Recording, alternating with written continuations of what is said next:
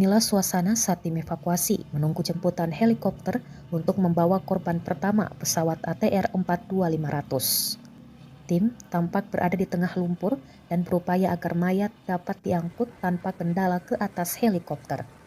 Akhirnya, korban pertama pun berhasil dievakuasi oleh tim SAR gabungan melalui jalur udara dari Kampung Lampeso, Desa Rompegading, Kecamatan Cenrana, Kabupaten Maros, Rabu 21 Januari 2026 pagi.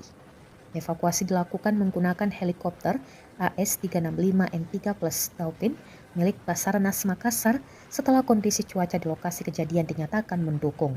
Kepala Seksi Operasional Basarnas Makassar, Andi Sultan, mengatakan proses evakuasi dapat berjalan lancar karena cuaca cerah sejak pagi hari.